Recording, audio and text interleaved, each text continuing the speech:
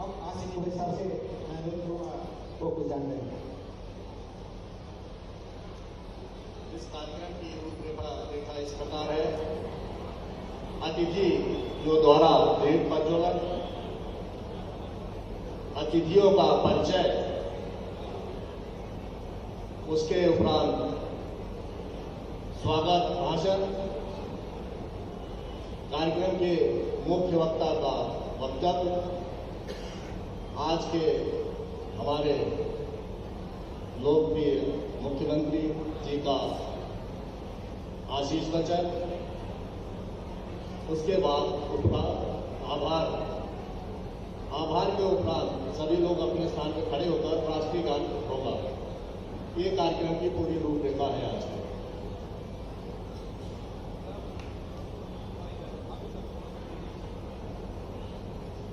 अब मैं सभी मंचासीन अतिथियों से अनुरोध करूंगा कि वो दीप प्रज्वलन कर भारत माता को एवं विश्वकर्मा और खेड़ी जी को पुष्प अर्पित कर विधिवत कार्यक्रम का शुभारंभ करें।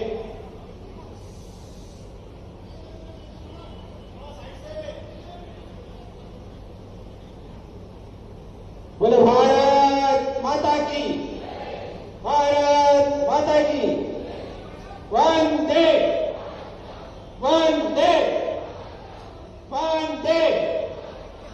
कौन बनाता हिंदुस्तान, कौन बनाता हिंदुस्तान?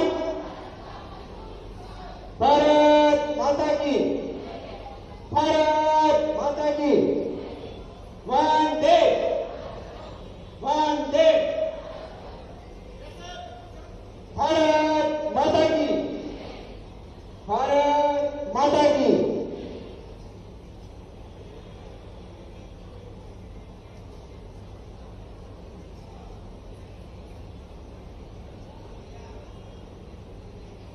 इसके पश्चात मैं हमारे अतिथि के स्वागत के लिए श्रीमान राष्ट्रीय कार्यकारिणी अध्यक्ष राधे सिंह जी भावर साहब से अनुरोध करता हूं कि हमारे मुख्य अतिथि मध्य प्रदेश सरकार के माननीय मुख्यमंत्री डॉक्टर मोहन यादव का स्वागत करें।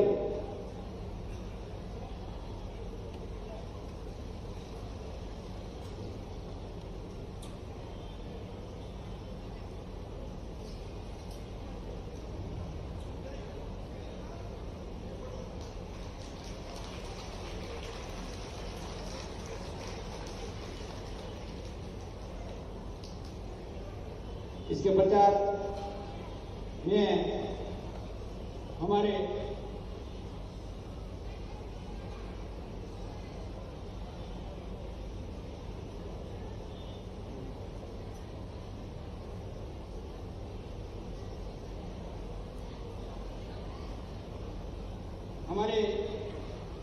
मुख्य अतिथि श्री पी सुरेंद्र सिंह जी साहब, हमारे अखिल भारतीय संगठन मंत्री जी का स्वागत खेलाल जी नेनापा द्वारा।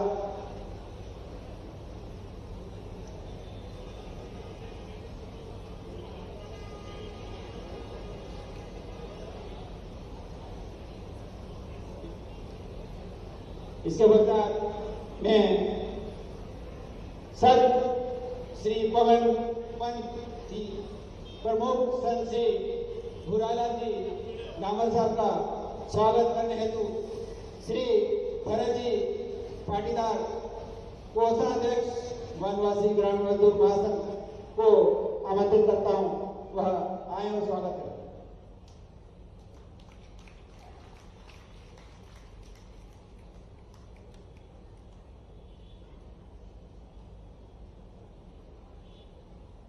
आगे विशेष अतिथि मान्य श्री चेतन जी कश्यप, कैबिनेट मंत्री मध्य प्रदेश शासन का स्वागत करने हेतु मैं अर्जुन राम जी राष्ट्रीय अध्यक्ष से अनुरोध करता हूँ, आए और स्वागत करें।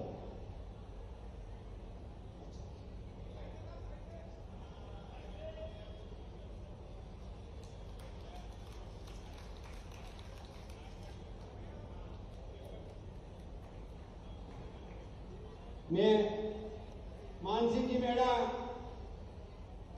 से अनुरोध करता हूं कि वो राजू सिंह जी भावर राष्ट्रीय कार्यकारिणी अध्यक्ष का स्वागत करें।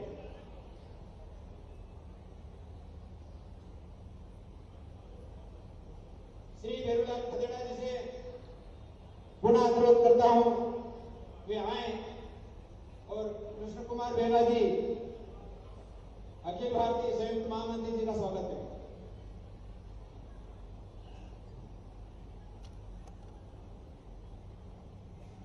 श्रीमान श्री सुरेंद्र सिंह शर्मा जी जिला भारतीय मजदूर संघ रतलाम को अनुरोध करता हूं कि श्रीमान बालाजी पटेल महापौर रतलाम नगर निगम का स्वागत करें।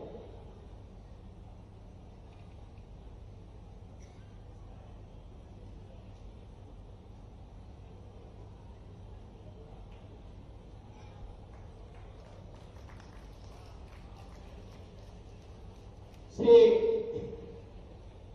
भारतीय मजदूर संघ के प्रदेश अध्यक्ष श्री संजय सिंह जी भाई साहब का स्वागत करने हेतु मैं बाल मुकुंद पाटीदार भाई साहब से अनुरोध करता हूं कि अंग वस्त्र देकर उनका स्वागत करें। श्री राजू जी खराड़ी भाई साहब से मैं अनुरोध करता हूं कि हमारे भारतीय मजदूर संघ के प्रदेश महामंत्री कुलदीप जी गुर्जर भाई साहब का स्वागत करें।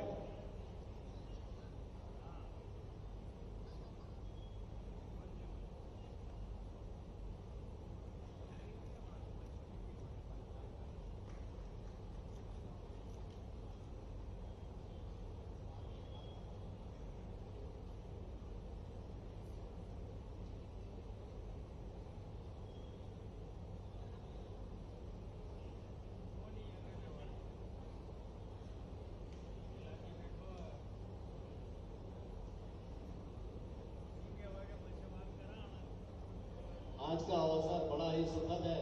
हमारे बीच में मध्य प्रदेश के वरिष्ठ प्रचारक और अखिल भारतीय वनवासी ग्रामीण मजदूर संघ के संस्थापक और लगभग 5 दशक से हम लोगों का मार्गदर्शन कर रहे हमारे बीच में अरविंद जी मोगे भाई साहब हैं। उनका मैं स्वागत के लिए प्रदेश के मुखिया माननीय मुख्यमंत्री जी से आग्रह करूंगा कि आप आदरणीय मोगी जी भाई साहब का स्वागत करके हम लोग को अनुग्रहित करें। सभी लोग जोरदार तालियों से भाई साहब का स्वागत करेंगे। अभिनंदन करेंगे।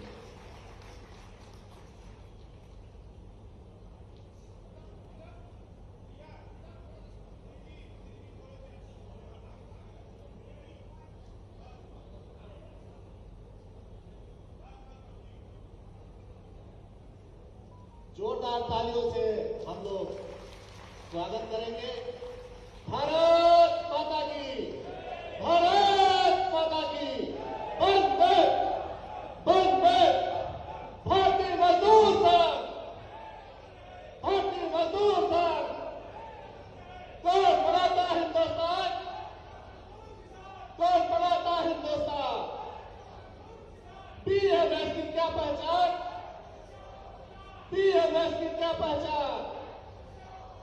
भारत माता की, भारत माता की।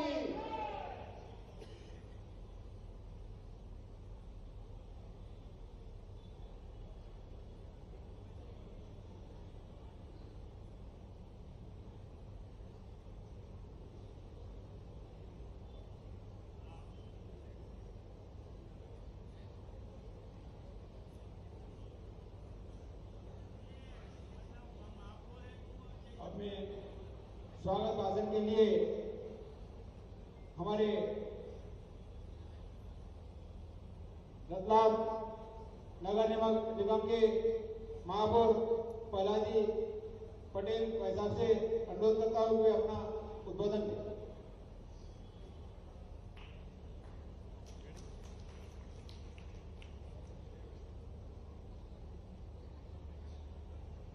भारत माता की स्वराज के आनंद की। भारतीय मजदूर संघ के आज के गरिमामय कार्यक्रम में हम सबके बीच उपस्थित हैं संत शिरोमणि श्री पवन पंत प्रमुख संत श्री भूरालाल जी डामर साहब और हमारे मध्य प्रदेश शासन के यशस्वी मुख्यमंत्री, जिनके शासनकाल में मध्य प्रदेश गौ गंगा और बहन और समाज के किसी भी वर्ग में ऐसा कोई कार्य अछूता नहीं जहां पर विकास की गंगा न बह रही हो, जहां सारी योजनाओं का लाभ न मिल रहा हो। ऐसे हमारे यशस्वी मुख्यमंत्री माननीय मुख्यमंत्री जी मोहन जी यादव साहब के लिए जोरदार करकट होने को ताली बजाइए। श्री सुरेंद्र सिंह जी अखिल भारतीय संगठन मंत्री भारतीय मजदूर संघ, हम सबके लाडले नेता हमारे शहर के विधायक माननीय जतन जी कश्यप साहब, सूक्ष्म लघु मध्यम उद्योग कैबिनेट मंत्री मध्य प्रदेश शासन श्री राघव सिंह जी भाबर, अखिल भारतीय कार्यकारी अध्यक्ष वनवासी ग्रामीण मजदूर संघ श्री कृष्ण कुमार बेगा, अखिल भारतीय संयुक्त महामंत्री वनवासी ग्रामीण मजदूर संघ श्री अरविंद जी मोगे, देश प्रचारक मध्य प्रदेश वनवासी ग्रामीण मजदूर महासंघ के संस्थापक आदरणीय श्री प्रणाम करता हूँ। श्री संजय सिंह जी प्रदेश अध्यक्ष भारतीय मजदूर संघ मध्य प्रदेश, श्री कुलदीप सिंह गुर्जर प्रदेश महामंत्री भारतीय मजदूर संघ मध्य प्रदेश, आप सभी का स्वर्ण नगरी रतलाम में तहे दिल से स्वागत करता हूं, अभिनंदन करता हूं। जय हिंद, जय भारत, भारत माता की। अब मैं हमारे पास ज्यादा समय नहीं होते हुए आगे मुख्य वक्ता श्री बी सुरेंद्र सिंह जी अखिल भारतीय संगठन मंत्री जी से आग्रह करता हूं वे हमारे वनवासी बंधुओं को आशीर्वाद दें।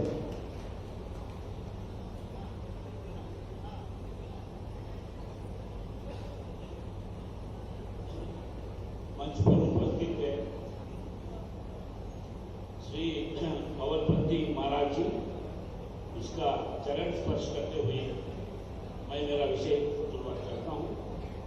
आज का इस कार्यक्रम का अध्यक्षता श्रीमान दादू सिंह जी, हमारे मित्र और इस प्रदेश का मुख्यमंत्री डॉक्टर मोहन यादव जी, चैतन्य कश्यप जी, यहाँ के महापौर और ज्येष्ठ कार्यकर्ता श्रीमान अरविंद जी और अन्य भाइयों, इस सभागृह में आसीन हुआ सभी भाइयों बहनों, इस महासंघ का मुख्यमंत्री आने के पहले इस पूरा महा अधिवेशन को देशभक्ति और दैव भक्ति से सबको सम्मोहन कर दिया था हमारा महाराज जी, इनके लिए हम सब लोग आभारी हैं।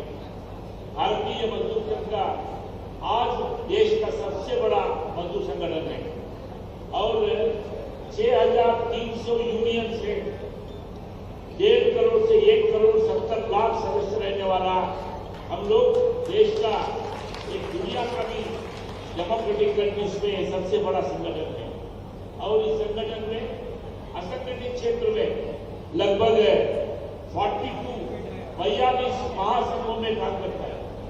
उस 42 महासंघों में एक महासंघ आज का अखिल भारतीय वनवासी ग्रामीण मजदूर संघ।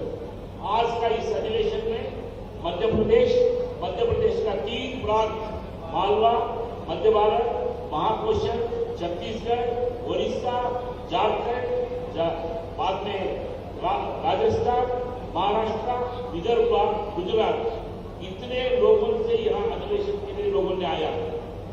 ये खास करके वनवासी ग्रामीण मजदूर संघ के लिए हम लोगों ने एक विशेष काम के लिए इसमें शुरू कर दिया। साधारणतः मजदूर संगठन माने, ट्रेड यूनियन माने केवल हर बार जो वेतन लेने वालों का संगठन रहता है, ये वेतन लेने वालों का संगठन संगठित क्षेत्र का ही नहीं है। आज देश में जो वनांचल में जनजाति क्षेत्र में काम करने वाला मजदूरों का एक भिन्न भिन्न तरह का समस्या होता है। जिला केंद्रों में बहुत सारा समस्या समाधान होता है, मगर अत्यंत गरीबी लोग दुर्गम क्षेत्र में जाकर वहां के मजदूरों को स्थिति गति बदलने के लिए काम करना पड़ेगा। और ये हमारा एक विषय था। भारतीय मजदूर संघ का संस्थापक श्रद्धेय दत्तोपंत ठेंगड़ी जी एक विषय बोलते थे। हम लोग गीत गाया, अभी भी गीत गाया था। गीत में क्या था? मानवता के लिए ऐसा हमारा शुरू होके शोषित, पीड़ित, वंचित लोगों के लिए काम करना है। आज इस तरह का सबसे बड़े लोग पीड़ित लोग हैं। ये लोग आज सुदूर क्षेत्र में, जनजातीय क्षेत्र में रहता है। इसलिए उन जो लोगों का जीवन में रोशनी लाना एक ट्रेड यूनियन का काम है। इसीलिए हम लोगों को सोचा दो तरह का लोग यहाँ भावना आना चाहिए। समाज के बारे में एक संवेदना होना चाहिए। जब संवेदना रहेगा तब काम कर सकते हैं। दूसरा विषय, ग्रामीण स्तर के युवा लोगों में मेरे समाज के लिए काम करना है, राजनीति नहीं, स्वार्थ नहीं। इस तरह का एक बड़े लेवल पर सेवा दृष्टि, सामाजिक संवेदना होने वाला युवा युवती, तरुणी, ऐसे लोगों के लिए हम लोग संगठित करना, ये एक इस महासंघ का उद्देश्य है। इसलिए हम लोगों ने इस महासंघ से लगातार काम शुरुआत कर लिया है। ये 7वीं अधिवेशन है। यहाँ बोलने में खुशी लगता है, रतलाम शहर में ये 10वीं अधिवेशन है। इस तरह का ट्राइबल, शेड्यूल्ड ट्राइब लोगों ने जनजातीय क्षेत्र में हम लोग संगठित करने के लिए कोशिश कर रहे हैं। हमारे मुख्यमंत्री जी बहुत बार बड़े बड़े समस्या समाधान होता है, मगर छोटे छोटे समस्याओं के वो ध्यान नहीं रहता है। छोटे बहुत सिंपल रहता है, मगर वो लोगों के लिए बड़े हैं। मैं राजस्थान में घूम रहा था, जनजातीय क्षेत्र में गए, वो सभी जगह पे था। रात में वो लोग बोले, साहब आप हमारे साथ में नहीं रुकना है। क्यों नहीं रुकना? आप शौचालय के लिए बाहर जाना पड़ेगा। मैंने एक तो बड़ा विषय किया। बाद में एक तो सभी जगह में शौचालय है। शौचालय तो बना दिया है। शौचालय एक ही दरवाजा नहीं है, अंदर कुछ भी नहीं है, केवल आपके लिए बाहर का एक स्ट्रक्चर है। क्या कारण था? हमारे लिए एक किस्ता पैसा मिला, 2 किस्ता पैसा नहीं मिला, इसलिए नहीं हुआ। छोटा सा प्रॉब्लम है। ये छोटा सा प्रॉब्लम में सोल्यूशन ढूंढना पड़ता है। और एक जगह मुझे लगता है 7-6 साल पहले मैं अलीराजपुर जिला में, जापा जिले में जाता था। 38 लोग ग्राम सरपंच आए थे मीटिंग। उनका कॉमन विषय क्या था? साहब हम लोग सरपंच है, मगर जब हम रेवेन्यू ऑफिस में जाते हैं, सरकारी दफ्तर में, हमको कोई इज्जत ही नहीं देता है। ये सिंपल बात है, ये कोई 20 शताब्दी का नहीं है। ऐसा छोटा छोटा समस्या। और एक जगह गए थे, पैसा रेशन नहीं मिल रहे। कारण क्या था? बायोमेट्रिक में हम लोग हस्ताक्षर करना है। बायोमेट्रिक ज्यादा दबा दिया, एक आदमी का 2 महीने का 3 महीने का कोटा समाप्त हो गया। ये देखने के बाद में मैं दिल्ली में जाके पूरा मिनिस्ट्री से, IT मिनिस्ट्री से बैठा था, उसको कैसे ठीक कर सकता है, ये मुद्दा आता है। एक बार सैलाना बाजाना ऐसा करके मैंने राजस्थान से ओर जा रहा था, ग्रामीण एरिया में बड़ा बैठक था। मैंने बहुत लंबा विषय बात कर लिया, मगर अल्टीमेटली मालूम पड़ा वो एक ही पूछा, पैसा ये सब नहीं चाहिए। चाहिए क्या है? पीने के लिए पानी नहीं है, केवल पानी दिलाओ, बस इतना ही। बाद में मैं आके वो रेवेन्यू छुट्टी से राजस्थान में आता था, मैं जाकर माननीय वसुंधरा राजे जी राजस्थान के मुख्यमंत्री को सब विषय बता दिया। इस तरह का छोटे छोटे समस्या समाधान करना ग्रामीण स्तर पर, ये हमारे लिए एक प्रमुख काम होता है। ये काम जो है, ये महासंघ काम करता है। इसी तरह का सरकार का बहुत सारा योजना है, वो ठीक काम करना और योजना को लागू करना, एक काम सेवा के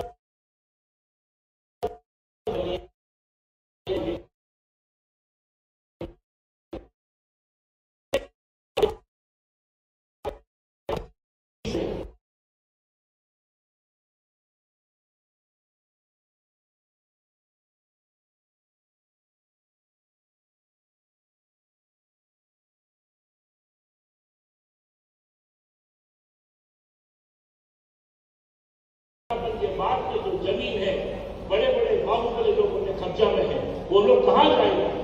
इस तरह का एक आम इस तरह का मजदूरों के बारे में सोचना पड़ता है। पॉलिसी लेवल चेंजेस, 2 प्रस्ताव हम लोग पारित करने वाले हैं, 2 प्रस्ताव करने वाले। तीसरा टाइप का प्रॉब्लम है जनजाति क्षेत्र में काम करने वाला भिन्न भिन्न लोगों का बड़े बड़े छोटा छोटा समस्या है। माननीय मुख्यमंत्री जी यहाँ इस मीटिंग में भी बड़े लेवल पर लोगों ने लगभग 20 से 22 लोगों ने उनका मांग पत्र दिया है।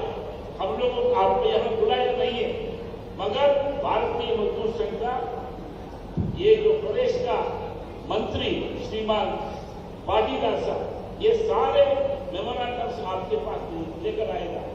मेरा एक अनुरोध है, 8-10 दिन में आप एक अलग मीटिंग करके सारे तरह की समस्या बढ़ाना चाहिए। यहाँ 2 प्रमुख मुद्दा इस एरिया में आ रहे हैं। एक ये डीए के मुद्दा, अलावेंस ऑफ एम्प्लॉइज, दूसरा ये पेंशनर्स का मुद्दा। ऐसा जनजाति क्षेत्रों का समस्या प्लस ये दोनों का समस्या लेकर हम लोग सोचना पड़ेगा। एक तीसरा विषय है नरेगा के बारे में।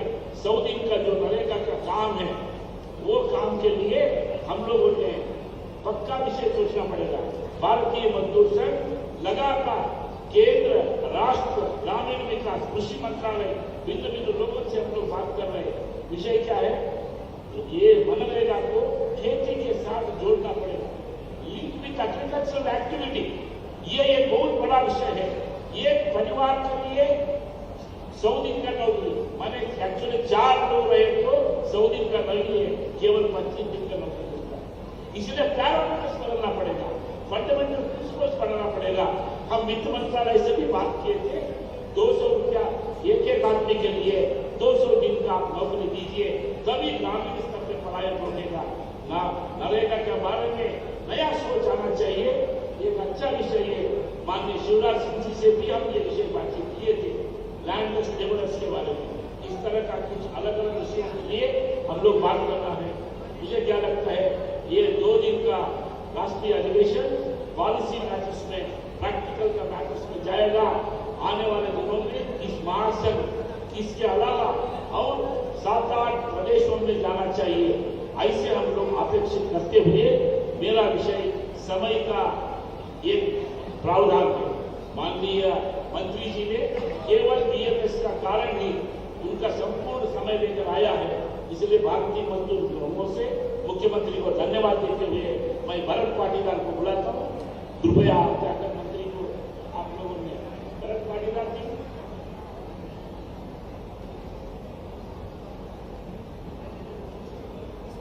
कुल कितना संगठन का हो गया?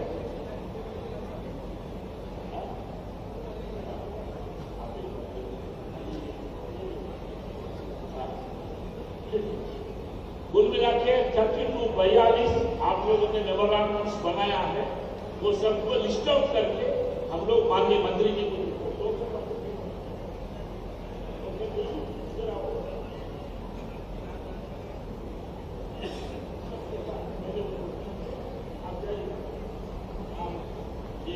बाद में हम लोग सभी लिस्ट आउट करके दीजिए।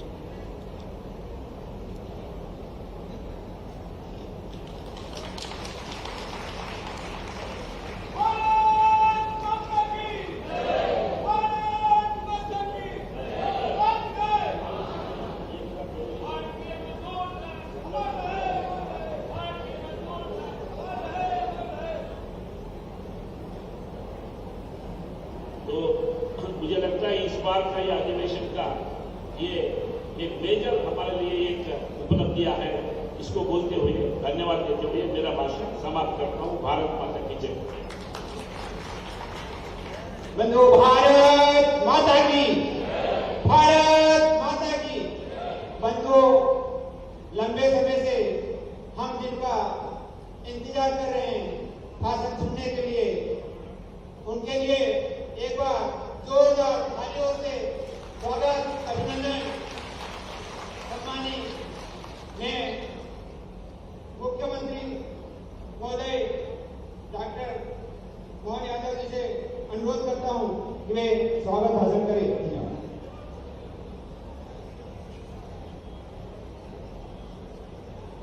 आज के इस कार्यक्रम में मंच पर मौजूद हम सबके वरिष्ठ नेता भारतीय मजदूर संघ के लिए वर्षों तक आपने अपना पूरा जीवन, मुझे मालूम है कि शायद पहले ही संगठन मंत्री आप बने थे, है ना।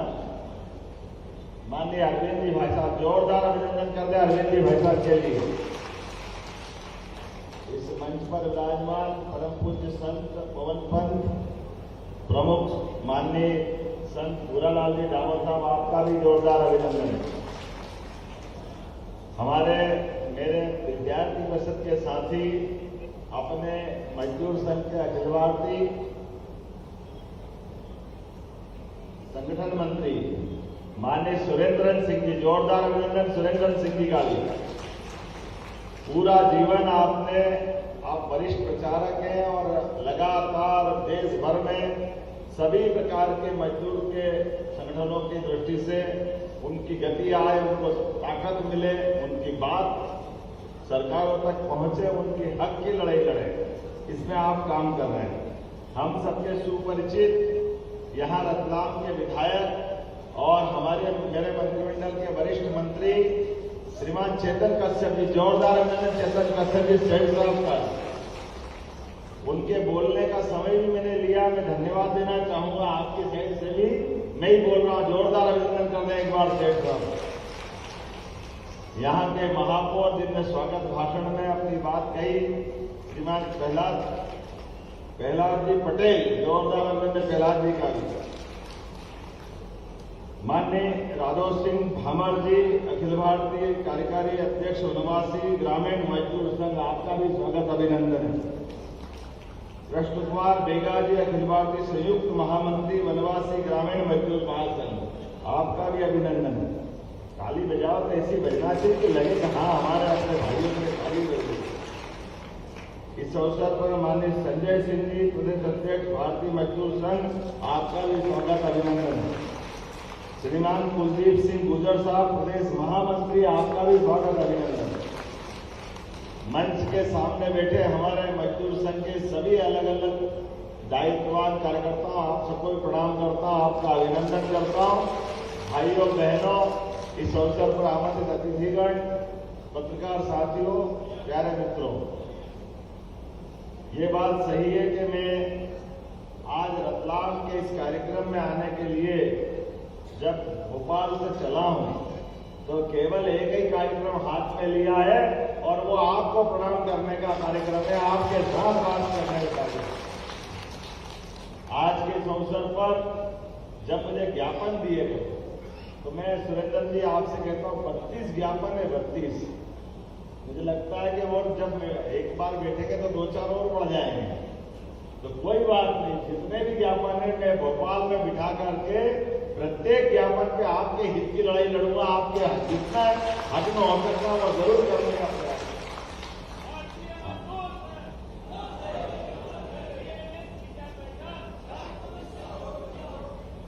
जब मैं अपने बीच में बात कर रहा हूं तो ये मान के चलो कि मां पड़ोसी और मामा का घर हो, मैं आप ही के साथ का हूं। आप जो कहोगे वो सब करने के लिए तैयार रहेंगे, कोई कमी कसर नहीं देने वाले। अपनी सरकार है, आप और हम अलग नहीं है। हमारे वनवासी भाई बहनों के लिए उनके हक की बात हो, इसी प्रकार से उद्योग धंधों में काम करने वाले कर्मचारियों की बात हो, सरकार सभी वर्ग के लिए समान रूप से सबकी बेहतरी के लिए काम कर रही है।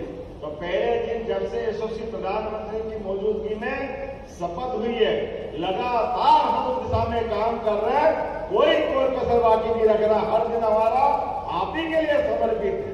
लगातार जिस प्रकार से काम चल रहे हैं, मैं आपके लिए बताना चाहूंगा कि आज जब सरकार के आधार पर काम करने की बात है, हमारी 30-30 साल पुरानी मजदूर संघों के माध्यम से बड़ी बड़ी फैक्ट्रियां, सज्जन मिल यहां भी है, इंदौर की हुकुमचंद मिल 30 साल से ज्यादा समय से 7,000 से ज्यादा मान के कर्मचारियों का उनका बकाया लटका पड़ा था। लोग परेशान थे। 2,000 लोग तो उम्मीद में मर गए, उनके परिवार वाले उम्मीद में दे रहे थे कब हमारा ग्रेच्युटी मिलेगी, कब पेंशन मिलेगी, कब निपटारा होगा।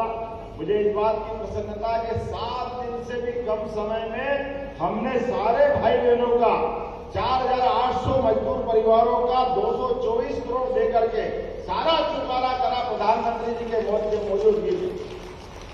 यह हमारी प्रतिबद्धता है।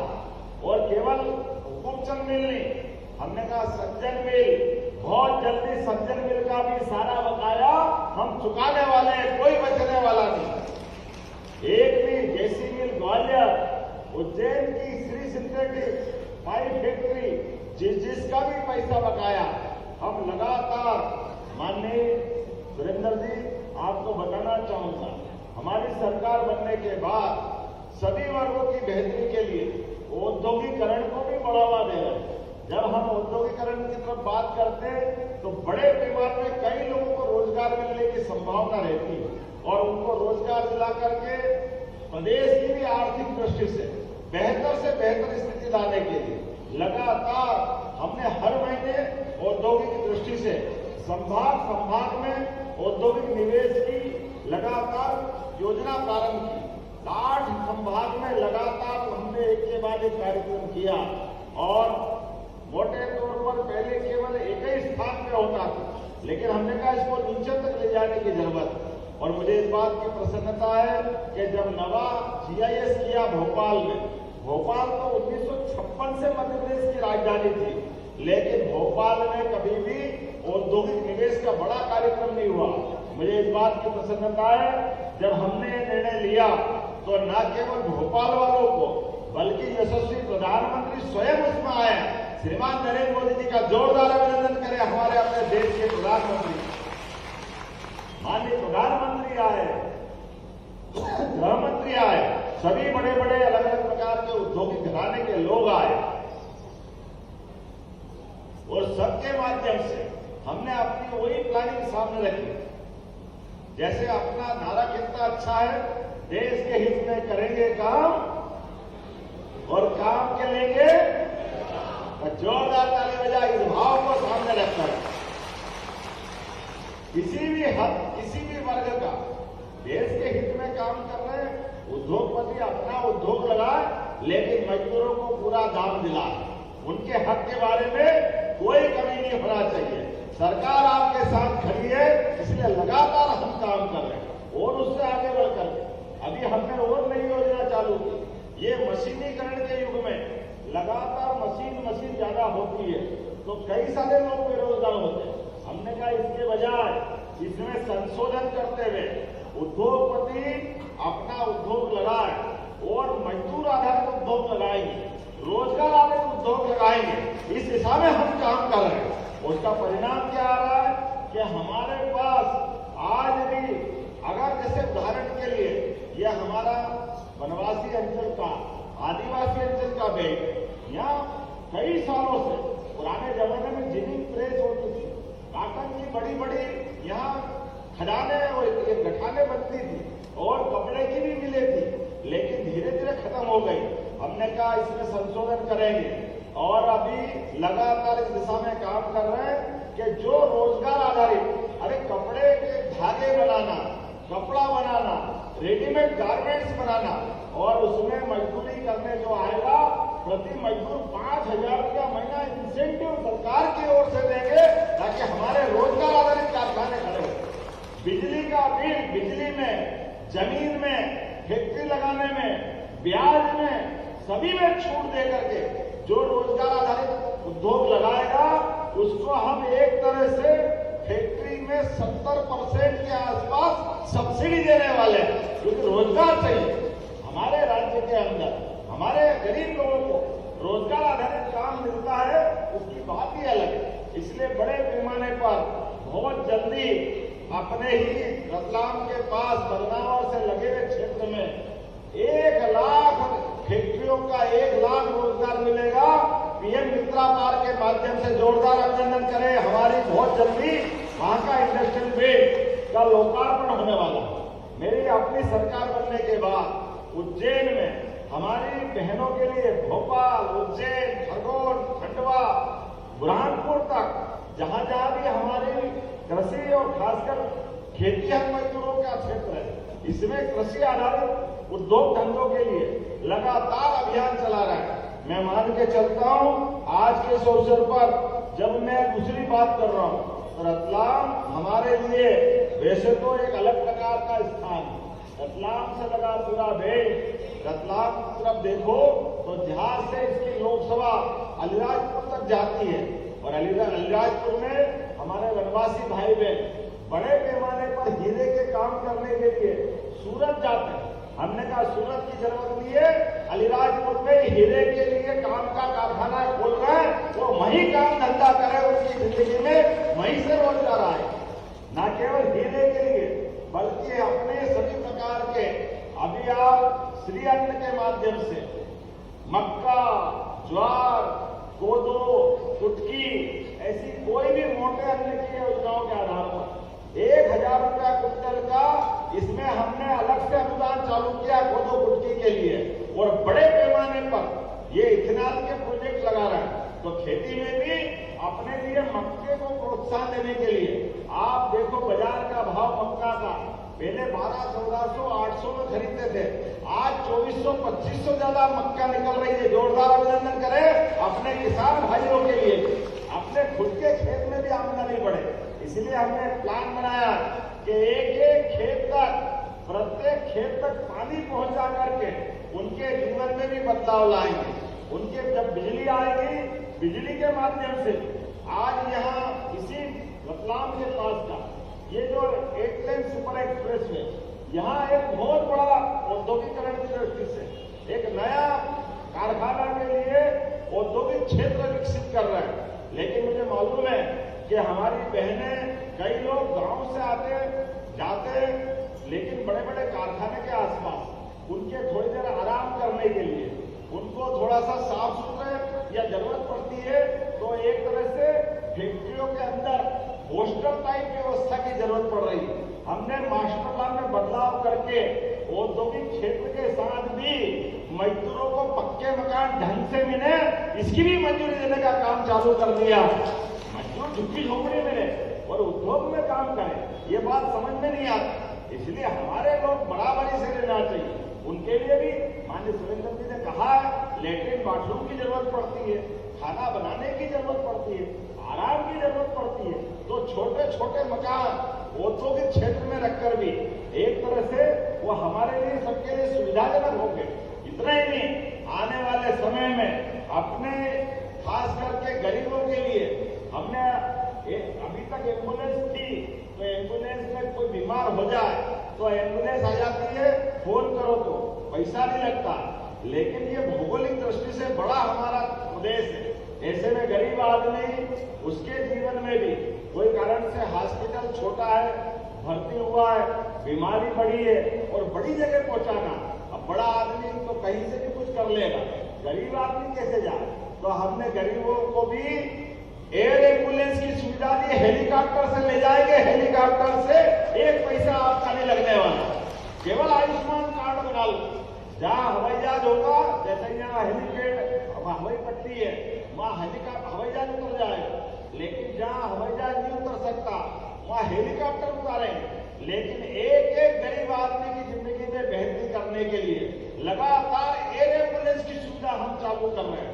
आज मेडिकल कॉलेजों के लिए मुझे इस बात की प्रसन्नता है कि अब नीमच, मंदसौर, रतलाम, उज्जैन, इंदौर, ये तो पूरा मेडिकल कॉलेज का क्षेत्र हो ही गया, लेकिन धार और झाबुआ में भी बहुत जल्दी मेडिकल कॉलेज बनने वाले हैं आपके जीवन की बेहतरी के लिए। मेडिकल कॉलेज में हमारे बच्चे भी पढ़ेंगे और हॉस्पिटल भी अच्छे होंगे। अरे हमारा व्यक्ति नहीं तो मालूम पड़ता धार से, झाबुआ से कोई अहमदाबाद जा रहा, कोई बड़ौदा जा रहा, कोई बंबई जा रहा, इलाज के लिए बड़ी दिक्कत आती थी।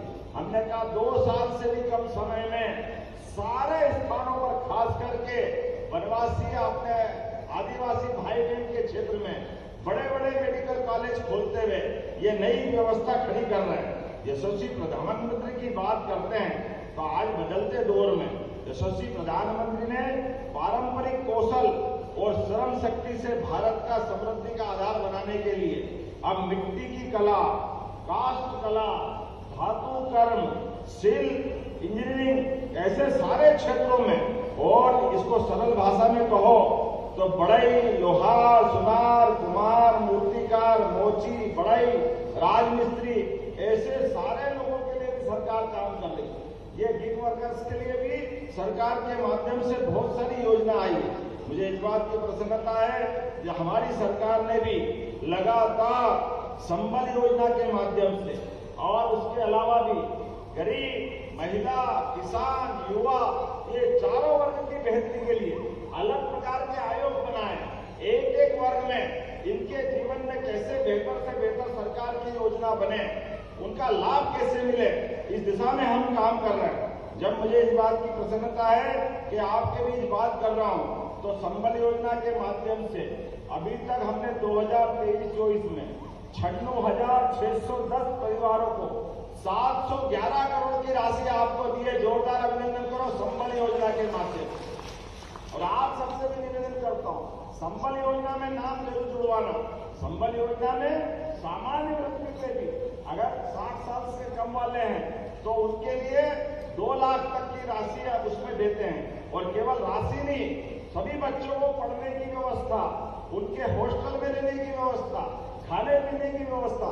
और अभी तो आप सब गौर करना, यशस्वी प्रधानमंत्री के नेतृत्व में फिर सर्वे चल रहा है। आप सबके मकान भी पक्के बनाने के लिए दोबारा सर्वे चल रहा। जोरदार अभिनंदन करो। अपना अपना मकान अपने पंचायत सचिव के माध्यम से जुड़वा लेना। जिनका मकान पक्का हो गया, ये उनको तो लाभ मिलेगा ही मिलेगा, लेकिन जो बचे उनको भी लाभ देंगे। आज जब मैं आपसे बात कर रहा हूं तो यहाँ संबल योजना के माध्यम से 4,92,000 लोगों का पंजीयन हुआ है अकेले इस जिले के अंदर। अब 4,92,000 कम नहीं होते रतलाम जिले के अंदर, ये बहुत बड़ा आंकड़ा है। लेकिन ऐसे हर जिले के अंदर जहां भी आंकड़ा है, हम सब उनको देने को तैयार है। आज के इस अवसर पर जब मैं अपने बच्चों की बात करता हूं तो आपके सरकारी स्कूल में पढ़ने वाले बच्चे जो पढ़ के आगे बढ़ेंगे, उनको समय पे साइकिल, पहले साइकिल देने में लंबा लंबा टाइम लगता था। किताब कापी भी सरकारी स्कूल में, स्कूल बाद में खुलेंगे, हर जगह हमने किताब कापी पहुंचा दिए ताकि बच्चे पढ़ने के पहले जैसे स्कूल खुले उनको किताब कापी मिल जाए, दूर है तो साइकिल मिल जाए। और कपड़े भी हम अपनी तरफ से दिलाने को तैयार हैं। अरे गरीब का बच्चा आगे बढ़ेगा, डॉक्टर बने, वकील बने, इंजीनियर बने, उसकी सारी फीस भी सरकार के माध्यम से भरने वाले हैं। जोरदार अभिनंदन करो। संबल योजना के माध्यम से आपको सारा लाभ दिला रहे हैं।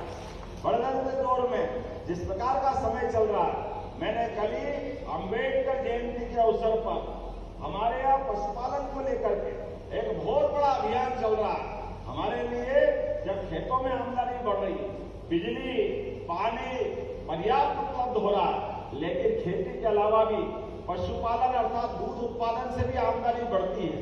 और दूध उत्पादन के लिए बड़े पैमाने पर सहकारी संघ को आगे करते हुए नेशनल डेयरी डेवलपमेंट बोर्ड के माध्यम से हम अपने भाई बहनों से सहकारी समितियों के माध्यम से दूध खरीदते हुए जो 25 से ज्यादा गाय पालेगा उसको स्कीम के अंतर्गत 25% का अनुदान सरकार के द्वारा दिया जाएगा। सरकार के माध्यम से लाभ दिलाएंगे।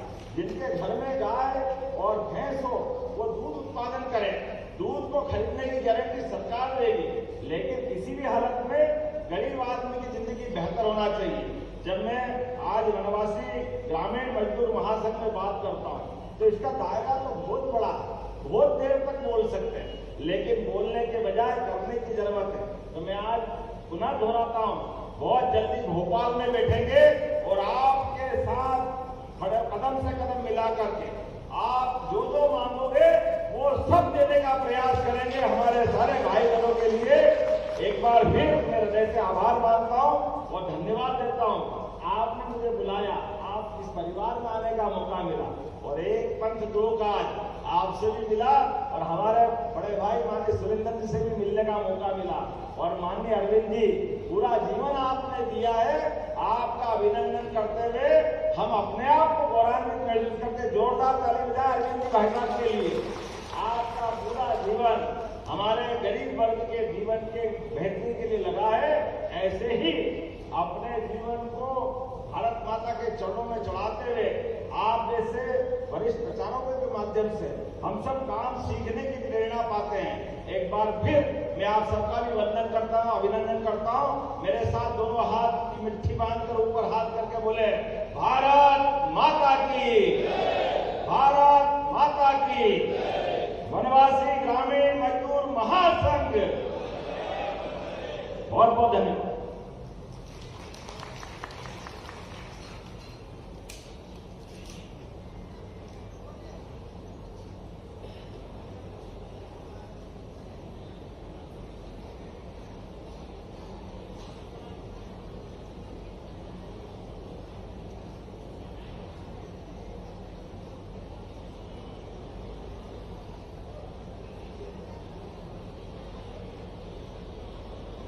हेलो हेलो, हाँ, अब मैं सभी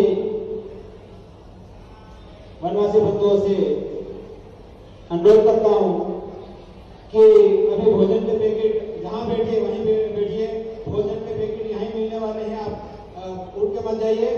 और मैं आभार व्यक्त के लिए हमारे कृष्ण कुमार बेगा जी से अनुरोध करता हूँ, आए हमारे अतिथियों का आभार व्यक्त करें।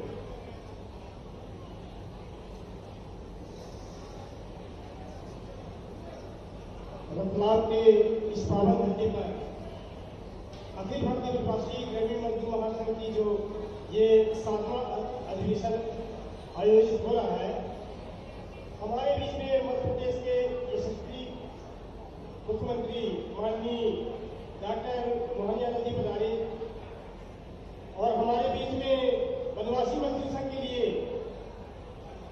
पूरा जो भी हो सकेगा सहयोग करने का उन्होंने कहा।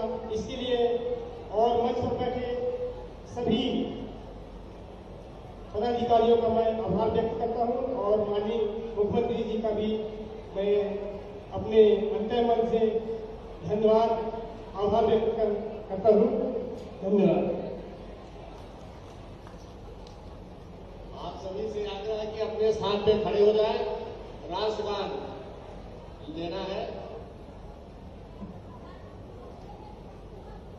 जन गण मन